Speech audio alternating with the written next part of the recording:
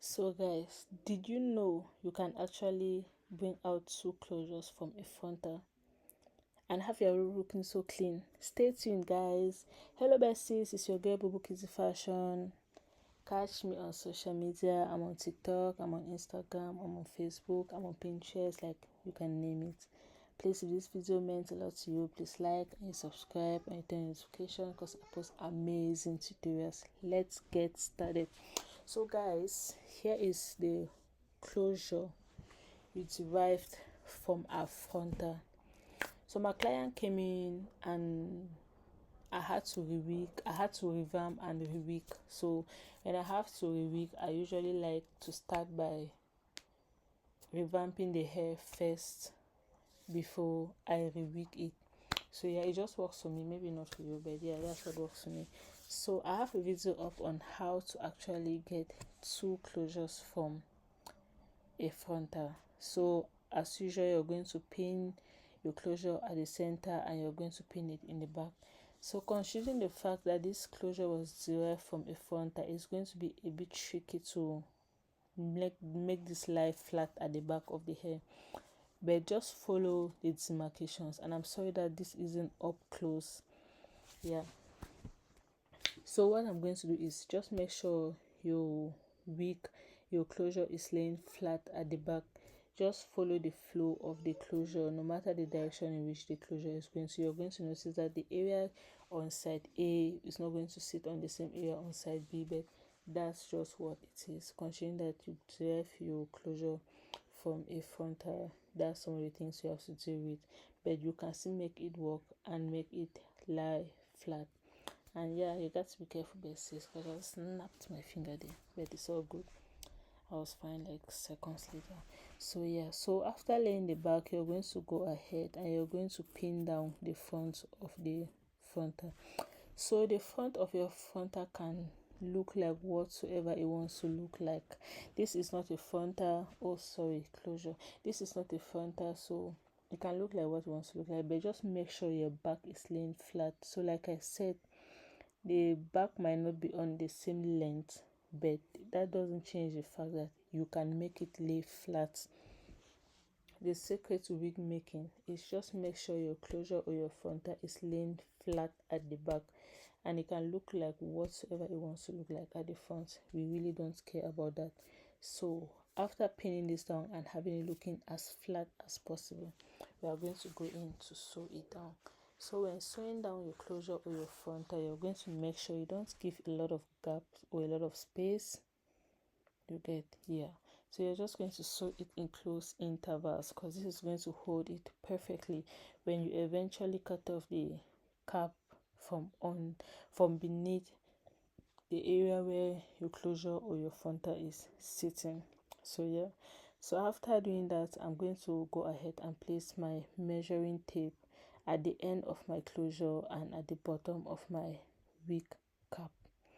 So this is to draw my guidelines for my wigging and to see where I'm supposed to sew my bundles and to see if my bundles are going to be enough, because I don't just go and swing blindly.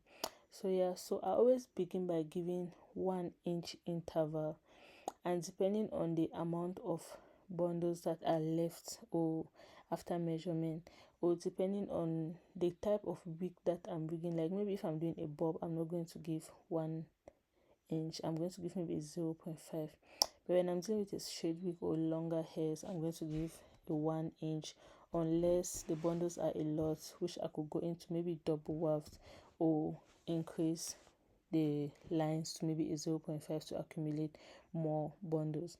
So yeah, so basically you're just drawing a guide 1 inch each using the guide of your measuring tape. Easy peasy. So after doing that, I'm going to pin one end of my bundle to the start of the first line and the end of that first line. So after securing it down, I'm going to use my bundle to just pass it over the other lines which I initially drew. So what I'm doing is trying to figure out, will this bundle be enough for this hair? Am I supposed to skip some lines at the bottom?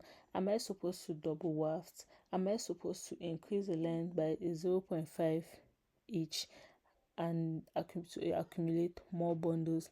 So that's basically what I'm trying to figure out. So I just do it the hard way, which is the only way, because there's no other way you're going to figure out if your bundles are going to be enough than doing the work. So yeah, so that's basically what I do. So wherever my first bundle ends, I kind of pin it down, demarcate it, and then I take my second bundle and I continue from where the first bundle ended. So obviously I'm going to secure it down first, because you cannot just walk with the bundle dangling about. You have to secure it down and then we continue from there. So after doing that, you're basically repeating the same process. You're just making sure you take your bundle and you go through around the lines you're working with to make sure it's perfect and it's okay. So I'm just going to continue the same thing, and yeah, I think I'm going to maybe speed this up or cut this so I don't waste a lot of your time. So yeah, so our bundle was okay, so I just proceeded to sew it down. So if you need a detailed tutorial on how to machine wig, you can let me know in the comment section. So yeah, so you're just going to place your bundle and you're going to wig, and when you get to the corner, usually I flip it over, but you can always cut the bundle and start afresh from the next line, cut and start afresh from the next line, or you could flip it depending on what works best for you. So yeah, so you're just going to basically repeat the same process till you're done with the wig. So what you want to do is you want to take your time. You don't want to stretch your wig up a lot so you don't have bumps and whatnot. So yeah, so after wigging, here's what it's looking like. Very clean, the lines are perfect, and like it's just so perfect. So I haven't cut out my wig cap from beneath the lace in this video yet, but I'm going to do that and I'm going to be back. Now just enjoy the clean and perfect work of my machine. Digest it. So yeah, after cutting it out, you can see how perfect it's looking. And like I said, considering that we derived this closure from a frontal, we are not going to have a perfectly sitting closure you can exactly see on the screen, but this just make it lay flat and it's going to work. So yeah, I hope you learned a lot, and I'm just going to do a recap. My secret to wigging is measurement. I always measure my bundles if they are going to be enough. That's my secret. Measure your bundles if they are going to be enough, so you don't get at the end of your week and you're maybe contemplating, or some people will start at the top of the week to the bottom. Notice that the bottom is going to be a lot more saturated than the top of your week, and if you have that under control, you're going to have a perfectly looking week with your bundles perfectly fitted, and your client is going to end up satisfied, as I hope you are with this video. Thanks for watching. Turn on notification, guys. I post amazing tutorials, and let me know in the comment section if you have any questions. Bye bye.